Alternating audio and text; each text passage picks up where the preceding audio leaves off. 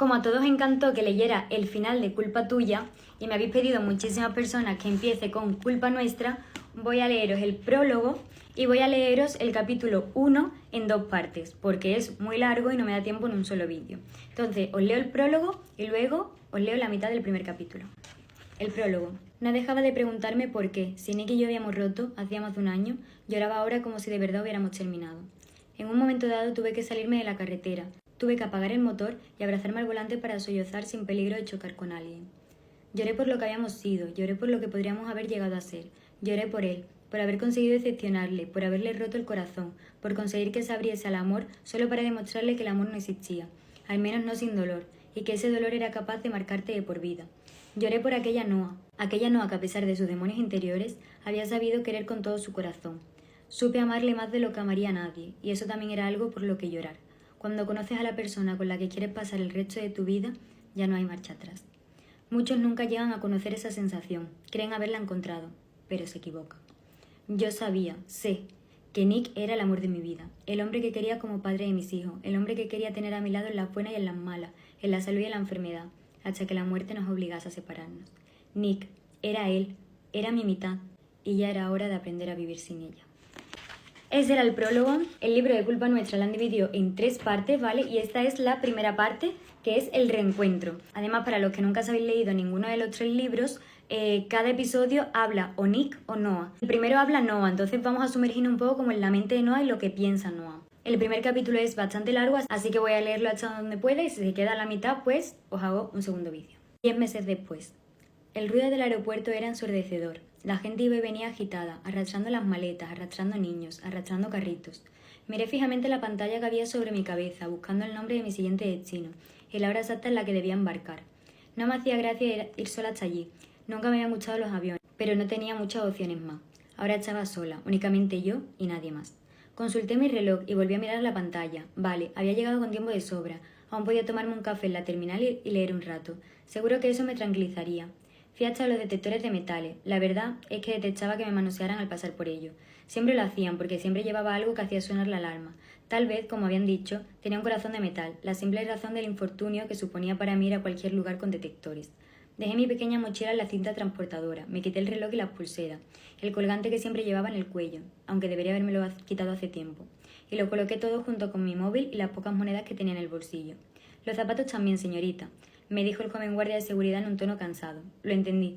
Ese trabajo era el paradigma de alto, tedioso y monótono. El cerebro probablemente se le quedaba aletargado.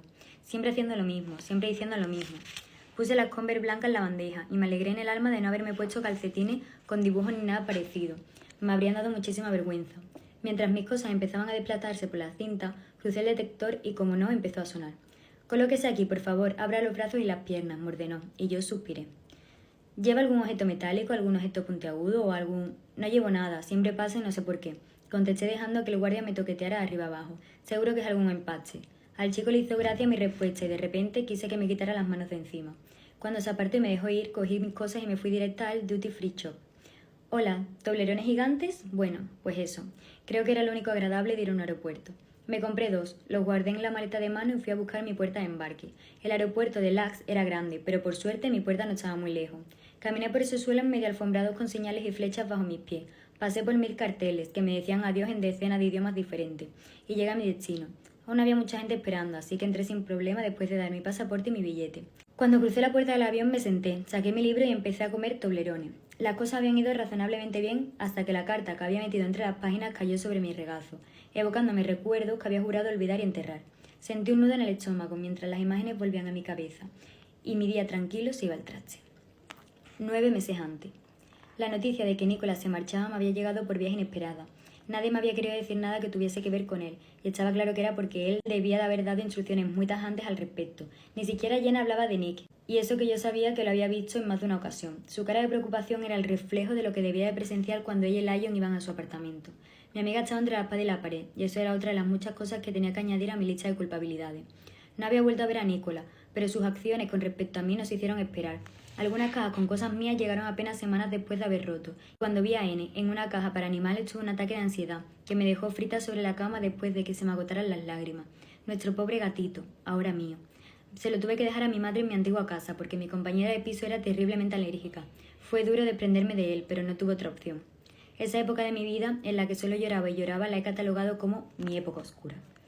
Porque había sido exactamente así, estaba dentro de un túnel negro sin luz, inmersa en una oscuridad total en la que no podía emerger a pesar de la luz de un nuevo día, o de la luz artificial de una lamparita junto a mi cama. Había sufrido ataques de pánico casi a diario, que finalmente una médica me mandó derechita al psiquiatra. Al principio no había querido ni oír hablar de psicólogos, pero supongo que en el fondo me ayudó, porque empecé a levantarme por las mañanas y a hacer las cosas básicas de un ser humano. Hasta esa noche en la que entendí que si Nick se marchaba, todo se perdería. Y esta vez para siempre. Me enteré por una simple conversación en la cafetería del campus. Dios, hasta las universitarias salidas sabían más sobre Nick que yo por aquel entonces. Una chica había estado cotilleando sobre mi exnovio, y me informó sin darse cuenta sobre su marcha a Nueva York en apenas unos días. Fue entonces cuando algo se apoderó de mi cuerpo, me obligó a montarme en el coche y me llevó a su apartamento. Había evitado pensar en ese lugar, en todo lo que había pasado, pero no podía dejar que se fuera, no al menos sin verlo antes, no al menos sin tener una conversación. La última vez que lo había visto había sido la noche en la que rompimos. Con las manos temblando y las piernas amenazando con hacerme caer sobre el asfalto, entré en el bloque de Nick. Me metí en el ascensor, subí hasta su piso y me planté ante su puerta. ¿Qué iba a decirle? ¿Qué podía hacer para que me perdonara? ¿Para que no se marchara? ¿Para que volviese a quererme? Llamé al timbre casi sintiéndome al borde del desmayo. Sentía miedo, anhelo y tristeza. Y así me encontró, cuando abrió la puerta de su piso. Al principio nos quedamos callados, simplemente mirándonos. No esperaba verme allí, es más, habría puesto la mano en el fuego de que su plan había sido marcharse sin mirar atrás, olvidarse de mí y hacer como si yo nunca hubiera existido. Pero no contaba con que yo no iba a ponérselo tan fácil. La tensión fue casi palpable. Estaba increíble, vaqueros oscuros, camiseta blanca y el pelo ligeramente revuelto.